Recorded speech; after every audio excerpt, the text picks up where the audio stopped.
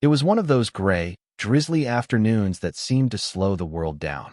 Mark, a single dad in his mid-30s, was juggling grocery bags and trying to keep his 6-year-old daughter, Lily, from stepping into puddles. He wasn't exactly looking for attention. He was just trying to get home without soaking half the groceries, or his kid. But then, in the middle of the crowded parking lot, something happened that would change everything. A woman, probably in her late 20s, was struggling with a massive stack of groceries near the entrance. She looked completely overwhelmed, her hands trembling under the weight of the bags. And before he could stop himself, Mark stepped forward. "Here, let me help you with that," he said, grabbing a bag and holding it out to her. She looked up at him with a startled smile, one that carried a strange mix of relief and something else, something Mark couldn't quite place. She thanked him, her voice soft but urgent, like she hadn't expected anyone to step in. For a moment, they just exchanged small talk, weather, traffic, grocery store chaos. But there was an undercurrent, a flicker of curiosity, that neither could ignore.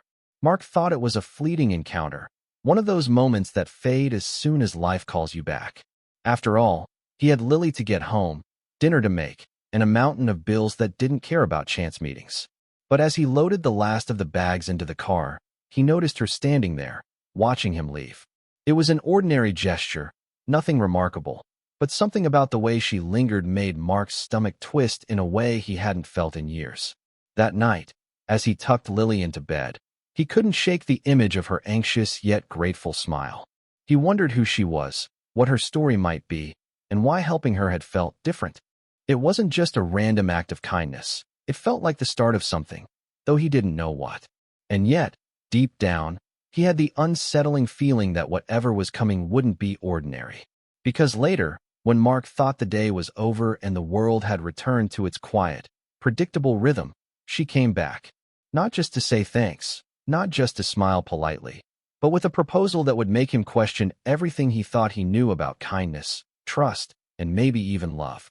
Mark had no idea that a simple favor in a grocery parking lot would lead to a chain of events he couldn't possibly have prepared for. That moment, the moment he held a heavy bag for a stranger, was about to spiral into something far bigger than groceries or chance encounters. And the truth was, he didn't even know how much his life was about to change.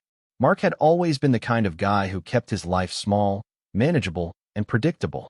After his divorce 2 years ago, he had learned to navigate the quiet chaos of single parenthood, balancing work, bills, and the daily whirlwind that came with raising Lily. Some nights were peaceful, filled with bedtime stories and gentle lullabies, while others ended with tears and tantrums, his daughter's small frustrations bouncing against the walls like echoes. But through it all, Mark had become fiercely protective of the little world he had built. He worked long hours at a small logistics company, the kind of job that demanded focus and endurance but left little room for surprises. Friends were mostly colleagues or distant acquaintances, and romantic prospects, well, those were practically non-existent. He hadn't even thought about dating since the divorce, preferring stability over chaos, routine over risk. His life ran on quiet rhythms: work, groceries, bedtime, repeat. Lily, for her part, was a curious, spirited 6-year-old with an infectious laugh and a stubborn streak that often left Mark both exasperated and in awe. She loved school, storybooks, and the little rituals they shared: pancakes on Saturday mornings, movie nights on Fridays. But Mark knew that behind her laughter were the same little fears he carried: the fear of change, the fear of letting someone new into their lives. So when he helped the woman with her groceries, it was unusual for him. Not because he disliked helping people, but because he normally stayed in his lane, kept strangers at arm's length. And yet, when he held that heavy bag and felt the tiny shift in her gaze, something inside him stirred. There was a spark of curiosity, a sense that life had just handed him a question he wasn't ready to answer. The woman's name was Clara. He would later find that out, though at the time all he knew was that she was young, composed, yet a little frazzled, carrying a burden she didn't yet reveal. There was an air of mystery about her, a quiet intensity that made Mark's routine world feel suddenly larger. He couldn't place it exactly, but something told him this encounter was more than coincidence. That night, after tucking Lily in and finally sitting down with a cup of lukewarm coffee, Mark's mind kept returning to her face, the way she had hesitated before handing over the groceries, the subtle tremor in her hands. It wasn't just a stranger needing help. It felt deliberate, intentional, as if fate had nudged him into that moment. And he couldn't shake the uneasy, thrilling sense that she would be back. Mark didn't know why, but somewhere deep down, he felt a knot of anticipation tightening in his chest. There was something about Clara that suggested she carried secrets that could either enrich his carefully ordered life or completely upend it. He tried to dismiss it, to tell himself he was overthinking, but the feeling wouldn't go away. Because he had no idea that the next time she appeared, it wouldn't be a casual thank you. She had plans that would drag Mark out of his predictable routine and into a world where choices weren't always easy and nothing was as it seemed.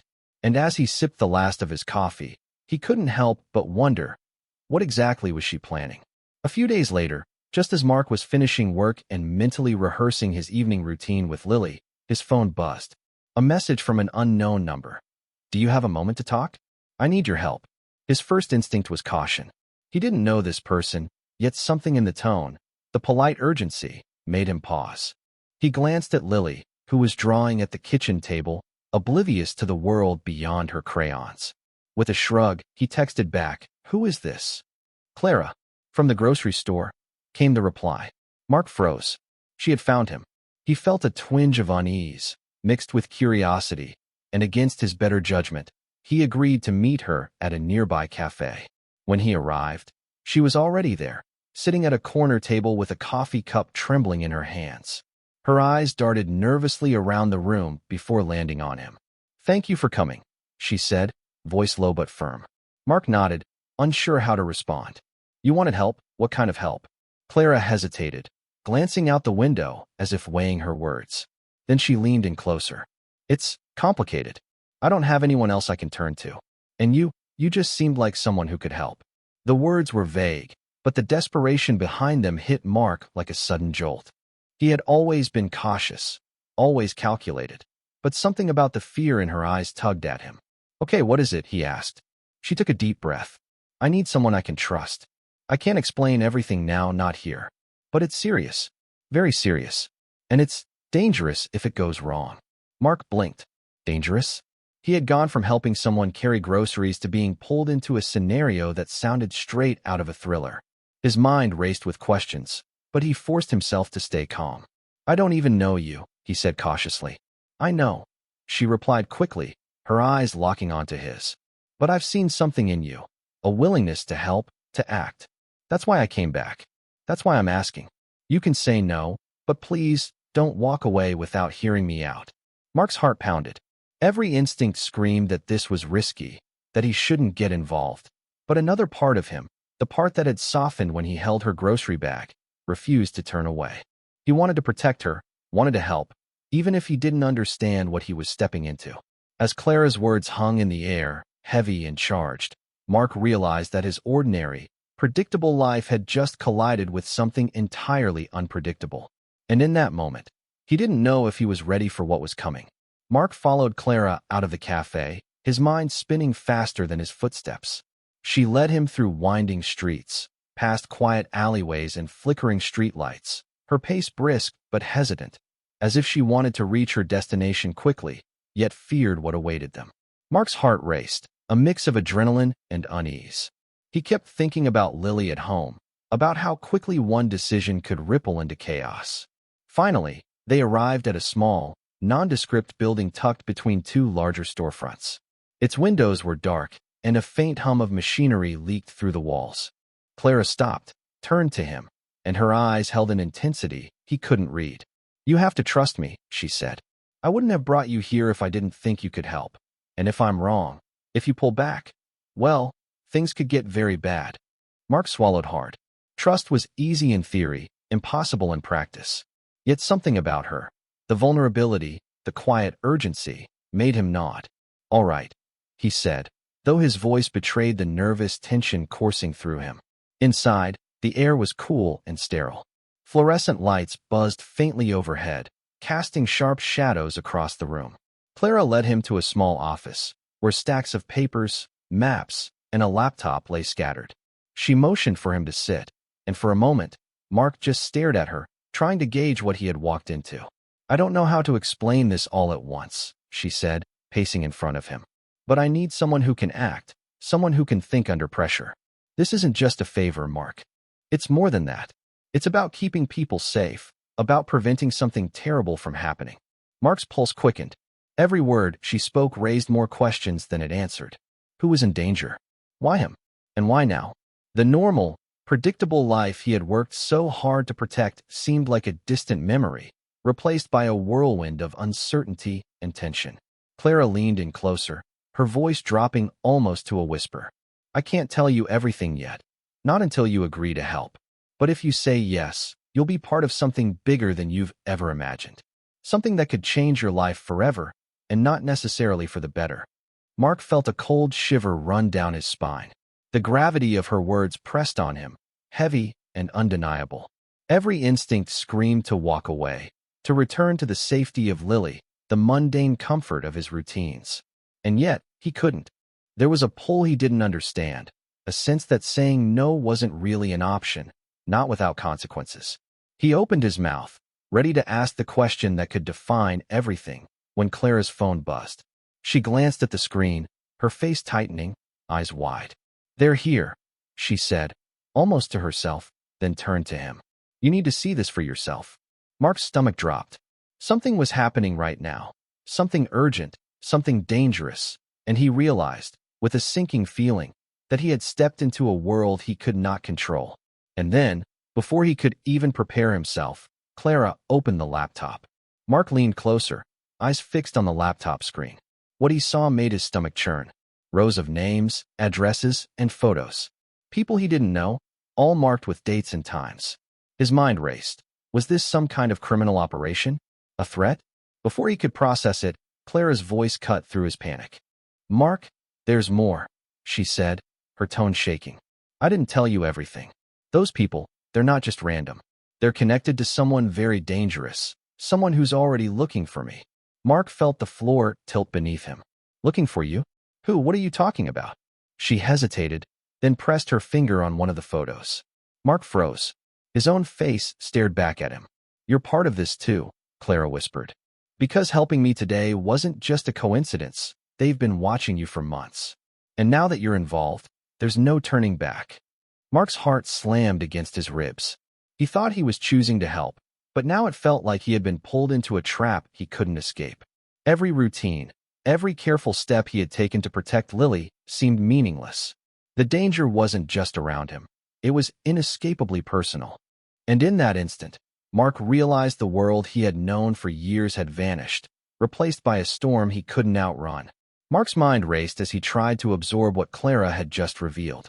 His own face on that screen, tracked and monitored, it was unreal. Fear and anger warred inside him, but one thought dominated. He had to protect Lily. Whatever this was, whatever danger had been lurking unseen, it was now his problem. Okay, he said, voice firm despite the tremor. Tell me exactly what I need to do. Clara's eyes softened, a brief moment of relief flickering across her face. We have to move fast. There's someone who's been using these lists to manipulate people, to hurt them. I thought I could handle it alone, but I miscalculated. That's why I came back to you. You're smart, quick, and brave enough to act when it counts. Mark swallowed hard. Every scenario his mind conjured ended with disaster. But he also knew hesitation wasn't an option. He nodded, his fear hardening into determination. Together, they traced the digital trail, racing against the clock to intercept the person behind the lists. Hours passed in tense silence. Heart-pounding moments, frantic calculations, whispered instructions. They moved like ghosts, aware that a single mistake could be catastrophic. And then, just as Mark thought they were closing in, a notification pinged on Clara's laptop. It's done, she whispered. Relief washed over her, but then her expression shifted. Mark followed her gaze to a new message flashing on the screen. Thank you for stopping them, but your daughter is next. Mark froze. Lily. His chest tightened. The danger was no longer abstract. It was inside his home. Every careful step, every protective measure he had taken, suddenly felt inadequate. Clara's hand touched his arm. We have to move. Now. Mark didn't hesitate. Fear, adrenaline, and love collided into a single, unyielding drive. He knew this was more than just a battle. They were running against time, against someone ruthless, someone who had already proven they wouldn't stop. As they sprinted out into the night, Mark realized something terrifying. He thought he had chosen to help Clara, but in reality, she had chosen him. And now, everything he loved was on the line. Without any guarantee that they would make it out alive, Mark burst through the door of his apartment, adrenaline fueling every step. Lily looked up from her crayons, eyes wide and innocent, completely unaware of the chaos that had just swirled around her father. Relief hit him like a tidal wave, and he scooped her into his arms, holding her tighter than ever. "I'm here, sweetheart. You're safe," he whispered, letting the warmth of her small body ground him. Clara followed closely, a mixture of exhaustion and relief etched across her face. Together, they had managed to intercept the threat, tracing the manipulator's digital footprint, alerting the authorities, and ensuring that anyone who could have been harmed was safe. It had been chaotic, terrifying, and utterly surreal, but somehow they had made it through. Mark finally allowed himself to breathe. Sitting on the couch with Lily between them, he looked at Clara and noticed the vulnerability behind her composure. "I owe you everything," he said quietly, though he knew it wasn't just about her help. She had reminded him that even in a life built on routines, there was room for courage, connection, and trust. Clara shook her head with a faint smile. "You did it, Mark. You protected her. You didn't hesitate. That's all that mattered." For the first time in months, Mark felt the weight of fear lift just enough to see the possibilities ahead. He realized that life wouldn't always be safe or predictable, but that didn't mean it couldn't be meaningful, full of moments that mattered.